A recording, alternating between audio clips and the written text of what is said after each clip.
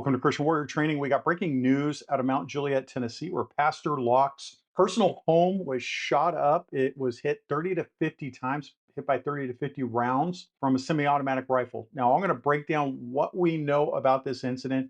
At the time that I filmed this, it only happened 12 hours ago, and there's no video out. There's not a lot of reporting on it. It's a pretty serious incident.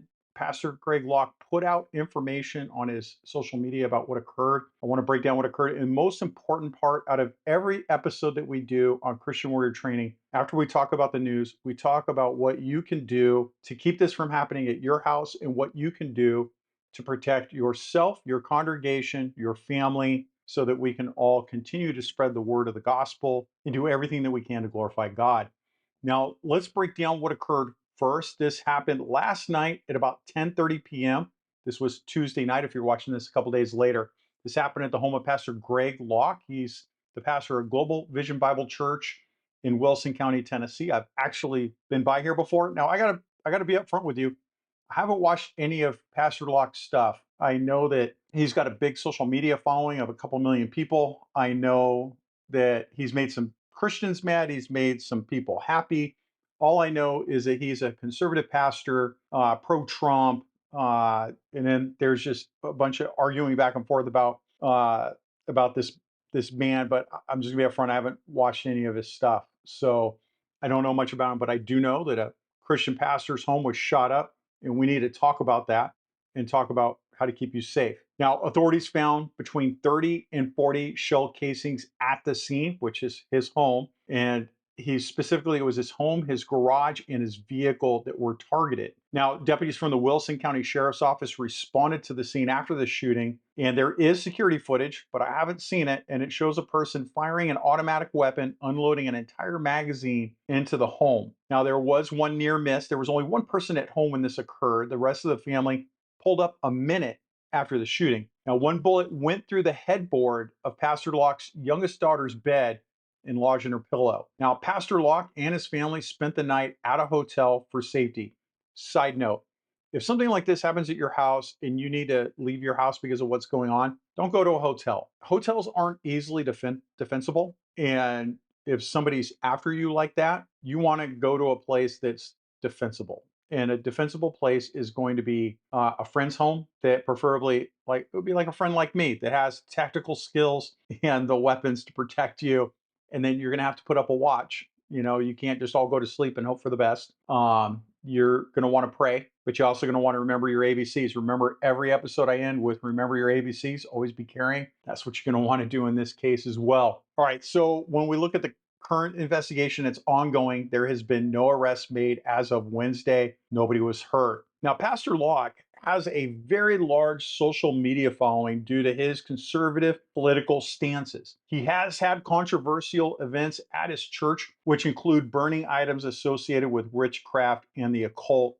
He has been the previous target of vandalism, which I reported about in our weekly crime bulletin. I put out every Saturday, I put out information about all the crime that occurs the previous week at churches. And this one, somebody put a trailer full of Bibles at the intersection where his church is and lit it on fire. Obviously, it was directed at him. Now, that's the first time I ever heard of Greg Locke, because my followers all sent me email messages that was Pastor Greg Locke's house, and then that's when I started paying attention to him and looking at a little bit more of his stuff. Now, let's talk about what you are going to do. You're a pastor, and we know the Bible says that you're going to be persecuted for your beliefs. We have seen that in the past, and we see it right now with Christians all over the world being murdered for their belief in Jesus Christ and to believing Jesus is Lord. What are you going to do to prevent anything bad from happening to you at your home? Let me break it down for you. First, you're going to want to install some kind of a security camera setup, which it sounds like he had. And you're going to want to set up high definition cameras with night vision capabilities around the property to cover all entry points,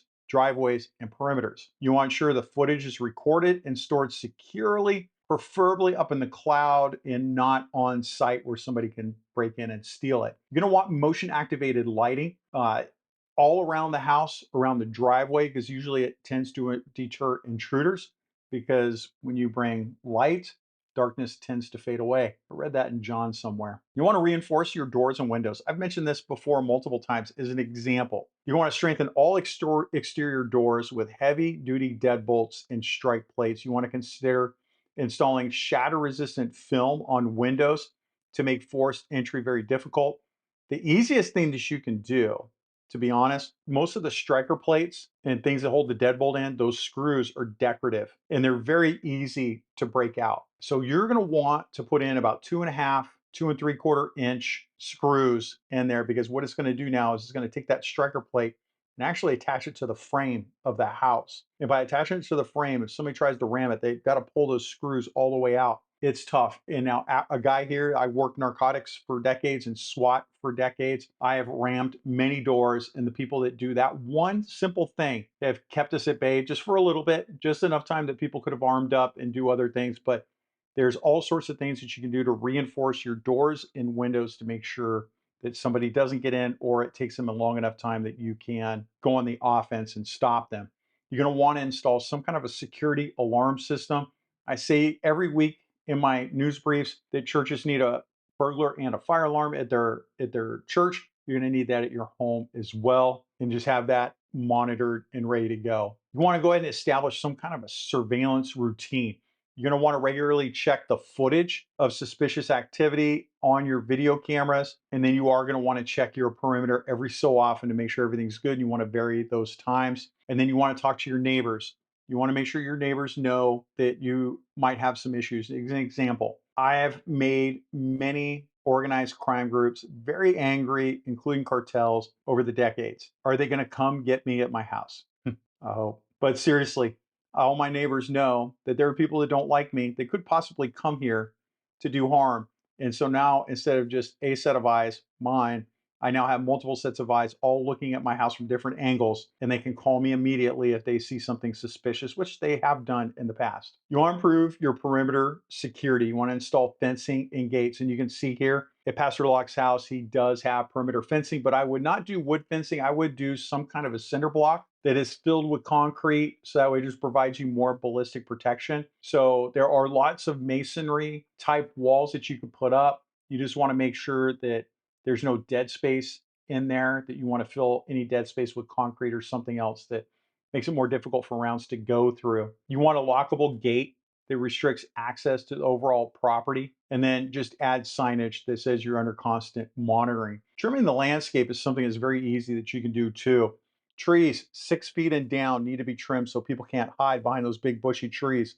Bushes need to be trimmed down so that people can't hide behind those bushes and shrubs and everything else. So make sure you clean up your landscaping. You want to develop an emergency response plan with your family. You want to establish some kind of a clear plan on what to do in case of an emergency, such as identifying safe rooms. We'll talk about that in a minute. Escape routes, meeting points, and you want to practice that regularly. If our house were to come under attack, everybody knows that how to get out of the house quickly. We know where we're going to link up, and then we have a counter assault plan, so we can now counter assault the people assaulting us and make them wish they had never come. Now, safe rooms. A lot of people build safe rooms into their homes. I'm not a fan. A good example is Benghazi. If you look at Benghazi, you can see the ambassador was quickly killed. They're just going to burn you out of that particular area. Fire and maneuver is really your best option, especially when you're surrounded by friendlies, your neighbors. Fire and maneuver is your best way of doing that. So come up with a good counter assault plan. So basically, while they're firing at the front of your house, you hop the fence, come around, and then hit them from the side. You flank them, and then make them wish they were never born. You want to have some kind of a communication strategy so that if your rally point is compromised, a rally point is where you're all going to link up before you do that counter assault. You want to have some kind of communication strategy so that you can all contact each other. Like if you left radios in the backyard and you can turn them on and start talking, maybe a burner phone in the backyard that you can pick up and at least talk to each other if you forgot your phone and left it behind. Now, one of the things that people recommend is to keep a low profile on social media.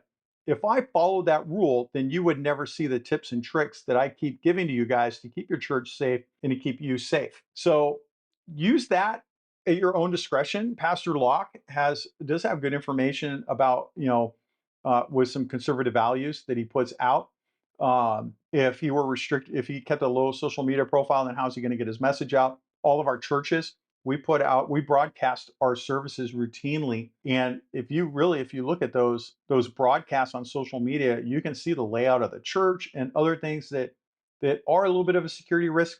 But we have to spread the word of God. We have to spread the gospel and tell people the glory of God, and we can't back down from that. So just use common sense when it comes to that. Keeping a low profile on social media, just be wary with that. You might want to consider professional security services, but as I mentioned earlier today, I released some information about state of security in churches in the United States. I talked about how if you hire security, how do you know what you're getting? You need to interview those people and find out what it is specifically that you're getting and if they are capable of protecting you during some kind of an active shooter incident. You want to prepare for those worst case scenarios. Now, a lot of people will say have that safe room. My plan is fire and maneuver. We are going to keep moving and we're going to shoot, move, and communicate our way through the problem. And we are not going to wait for law enforcement because although I love my local law enforcement, they're going to take about 5 minutes to get here. And in 5 minutes, I can end this and be done with it. You do want to practice self defense. You want to go do firearms training. Remember your ABCs, always be carrying. And you want to do a lot of shooting and running and communicating, just practicing good self defense. The other thing you want to do is talk to your local law enforcement. Let them know that you're high on the list of being people's enemies. Is an example. I let the cops know that patrol my neighborhood. Man, I got this YouTube channel, and I am worried about one day somebody deciding to stalk me and coming over here and starting something because they're mentally ill, possessed, whatever, and they decide they want to shoot it up. I just want to make sure that they know I am going to be actively engaging that person, that I'm going to be pressing the fight. And just for them to know that there is a little higher risk at my house than, like, let's say, my neighbor who is just an accountant. All right, so those are the big things. We've filled you in on the story. We've filled you in on what you should do to protect yourself. Leave a comment and let me know what you think of everything that we talked about. Let me know what you think about the security plan. Let me know just what you think of all the information I put out. I read all the comments. I may not be able to respond to everybody, but I read just about every comment. I love hearing from you guys. Give me your best Bible verse that you think kind of covers all of this. I love it. A lot of people are bringing up Psalm 91. Let me know. Just tell me what you think. I appreciate it. Now, there are two things that I didn't mention that you should be doing. One I did mention. Let's talk about the other thing I didn't mention, which is pray unceasingly for the safety of our churches, our pastors, and all of our church staff so they can continue to spread the gospel. And then also remember your ABCs. Always be caring.